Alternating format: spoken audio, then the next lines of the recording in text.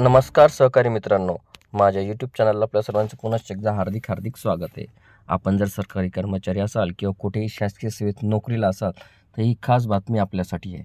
केंद्रीय कर्मचाऱ्यांसाठी मोठी आनंदाची बातमी समोर आली आहे. अनेक दिवसांपासून रखडलेली 18 महिन्यांची महागाई भत्त्याची थकबाकी लवकरच मिळणार आहे.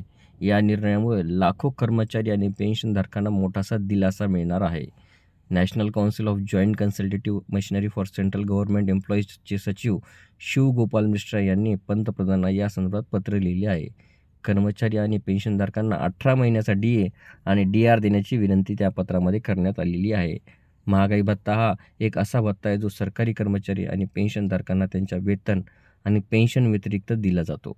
महागाईच्या परिणामाचा समतोल साधणं हा त्याचा प्रमुख उद्देश आहे. मार्च 2020 पासून महागाई भत्त्याची वाढ थांबवण्यात आली होती. त्यामुळे कर्मचाऱ्यांची DAची थकबाकी प्रलंबित होती. सूत्रांनी दिलेल्या माहितीनुसार केंद्रीय कर्मचाऱ्यांच्या या मागणीची दखल पंतप्रधान घेऊ शकतात. मात्र यावर जो काही निर्णय घेतला जाईल तो केंद्रीय अर्थसंकल्प 2024 नंतर होईल. लेव्हल 1 कर्मचाऱ्यांची DA थकबाकी 11,880 ते 37,554 रुपयांच्या दरम्यान आहे. त्याचबरोबर लेव्हल 13 7 CPC बेसिक पे स्केल 1,23,100 ते 2,15,900 रुपये किंवा लेव्हल 14 पे स्केलसाठी मोजणी केली जाईल. त्यानंतर DAची थकबाकी 1,44,200 रुपयापासून 2,18,200 रुपयापर्यंत कर्मचाऱ्यांच्या हातात दिली जाईल. या रकमेमुळे कर्मचाऱ्यांची आर्थिक स्थिती अतिशय मजबूत होणार आहे. केंद्रीय कर्मचाऱ्यांसाठी ही बातमी एखाद्या मोठ्या गिफ्टपेक्षा कमी नाही आहे.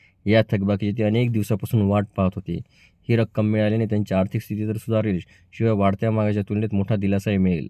या रकमेचा वापर ते आपल्या आवश्यक खर्च भागवण्यासाठी व बचत करण्यासाठी आणि गुंतवणुकीसाठी सुद्धा ते करू शकतील. अशाच नवनवीन अपडेट्ससाठी चॅनलला निश्चितच सबस्क्राईब करा. लवकरच आपण पुढच्या व्हिडिओमध्ये भेटूया. तोपर्यंत नमस्कार.